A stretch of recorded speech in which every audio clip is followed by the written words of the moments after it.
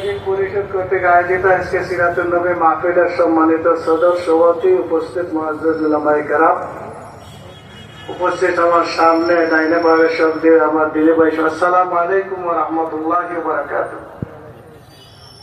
আসলে ওয়াজ বলনে শেষ করে গেছেন। আমি ওনার সূত্রধারে এই দুটি কথা বলতে চাই। একটা হলো কোরআনে আল্লাহ পরিষ্কার বলেছেন, মা আতাকুমুর রাসূলু ফাখুযুহু ওয়া মা নাহাকুম আনহু ফান্তাহু।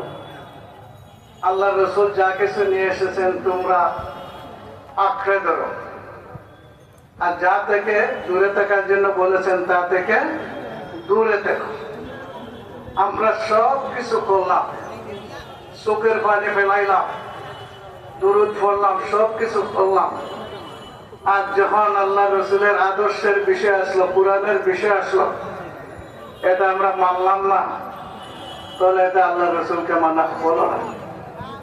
এই জন্য আজকে শেখ সাহেব যে ওয়াজ করেছেন, সেখান থেকে এই সিদ্ধান্ত যদি আমরা গ্রহণ করতে পারি যে আমার জীবনের 24 ঘন্টায় আল্লাহ রসুল বলেছেন যা নিয়ে এসে চা আঁকড়ে ধরতে হবে, তাই আমি আঁকড়ে ধরবো। এতে আমার জান যাবে, এরপরে আমি কিন্তু ছাড়বো না। আর যা থেকে দূরে থাকার জন্য বলছেন তা থেকে আমি দূরে থাকবো, আমি ছাড়বো না।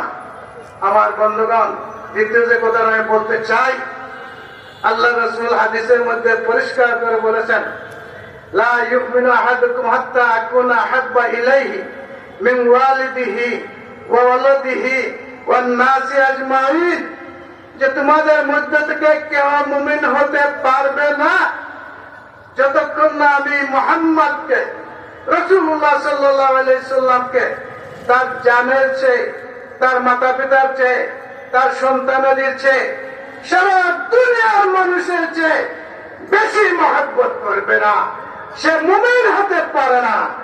তাই এই মুহাম্মদের মূল বিষয় হচ্ছে আল্লাহর রাসূল দান শহীদ করে, সাহাবায়ে কেরামকে শহীদ করে যে শরীয়ত এই জমিনে প্রতিষ্ঠিত করে গিয়েছিলেন।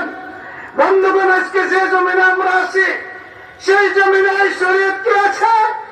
এই শরীয়ত নাই। সুতরাং এই শরীয়ত প্রতিষ্ঠার জন্য আমাদেরকে ঐক্যবদ্ধ হতে হবে। তাই আল্লাহ কুরআনে পরিষ্কার বলেছেন, ওয়াতাসিমু বিহাবলিল্লাহি জামিআন ওয়া লা তাফাররাকু, তোমরা ঐক্যবদ্ধ হয়ে আল্লাহর রজ্জুকে তোমরা ধারণ করো, তোমরা বিচ্ছিন্ন হয়ে না। আমি আকুল আবেদন জানাবো, যারা ইসলামকে আমরা মহব্বত করি, আল্লাহকে মহব্বত করি, আল্লাহ রসুলকে মহব্বত করি, এই কোরআনকে আমরা মানি।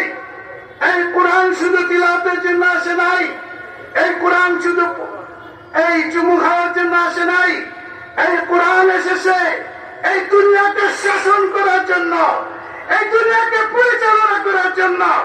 কিন্তু দুঃখের বিষয় হল সত্য, এই কোরআন আমাদের শাসক হিসাবে আজকে এই বাংলাদেশের নাই। কথাটা ঠিক কিনা বলেন? সুতরাং আমরা এই কোরআনকে সেখানে নিয়ে যেতে চাই। তাই আমি আকুল আবেদন জানাচ্ছি উলামায়ে কেরামদের প্রতি, যারা আমরা ইসলামকে ভালোবাসি, আসুন আমরা ঐক্যবদ্ধ হই। আসলে সব যে একমত হতে হবে এমন না, যার যে জায়গা যেখানে থাক, কিন্তু যেগুলোতে আমরা একমত, আল্লাহ একজন আছেন, রসুল আমাদের শেষ নবী একজন, কোরআন আমাদের একটা, আমরা আল্লাহর হুকুমত চাই। এই জিনিসগুলো সামনে রেখে যাতে আমরা ঐক্যবদ্ধ হতে পারি।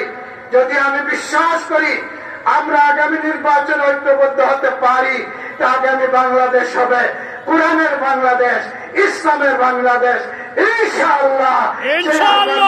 কথা সবাইকে ধন্যবাদ দিয়ে আমি শেষ করলাম। আসসালামু আলাইকুম ওয়া রাহমাতুল্লাহ।